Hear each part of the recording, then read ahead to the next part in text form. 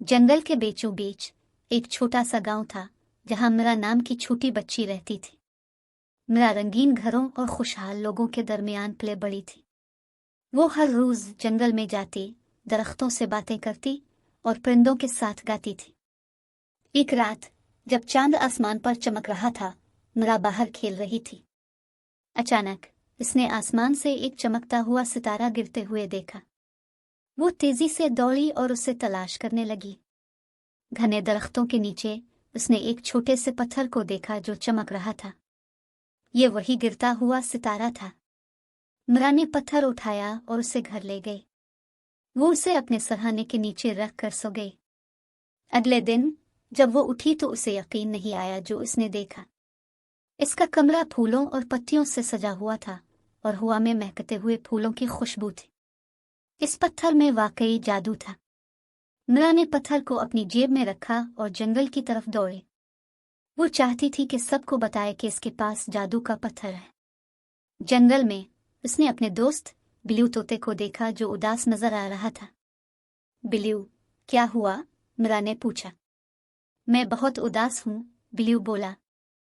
आज आमों का मौसम है, लेकिन मैं उन तक नहीं पहुँच सकता क्योंकि वो बहुत ऊंची शाखों पर है।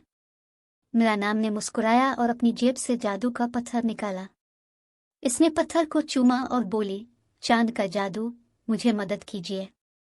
एक जादुई चमक के साथ बिल्लू के पंख बड़े और मजबूत हो गए। वो खुशी से चाका और आमों की ऊंची शाखों पर उड़ गया। इसने मजे से आम खाए और मीरा का शुक्रिया अदा किया। जंगल में घूमते हुए मीरा ने एक छोटे से खरगोश को देखा जो जख्मी था। इसका दिल भर आया और उसने मदद करने का फैसला किया। इसने पत्थर को चूमा और कहा, चांद का जादू, से ठीक कर दीजिए। पत्थर से निकली हुई एक गर्म रोशनी ने खरगोश को छिविल लिया और उसके जख्म फौरन भर गए। खरगोश खुशी से कूद पड़ा और मीरा नाम को शुक्रिया कहते हुए जंगल में चला गया। मीरा पूरे दिन जादू के पत्थर की मदद से जंगल के जानवरों की मदद करती रही। इसने चींटियों को उनका खोया हुआ अनाज तलाश करने में मदद की, एक गामरा होने वाले हिरन को इसके घर वापस पहुंचाया और यहाँ तक कि बीमार बंदर के लिए पानी लेकर आई। जब शाम हुई तो मीरा थकी हुई लेकिन खुश थी। उसने जादू के पत्थर को आसमान की तरफ देखा और कहा, अपने मुझे बहुत सारे लोगों की मदद करने दी है, चांद का जादू। अचानक पत्थर चमका और हवा में घूमने लगा। ये बड़ा होता गया और फिर आसमान की तरफ उड़ गया। मीरा हैरान होकर उसे जाते हुए देखती रही। वो अफसरदा हो गई, ये सोचकर कि इसका जादू का पत्थर चला गया है। लेकिन फिर उसे एहसास हुआ कि उसे जादू के पत्थर की जरूरत नहीं थी। इसने सारा दिन जो कुछ सीखा था वो इसके साथ रहा। वो जानती थी कि मदद करना ही सबसे बड़ा जादू है। अगले दिन मीरा जंगल में गई और अपने दोस्तों की मदद करना शुरू कर दी।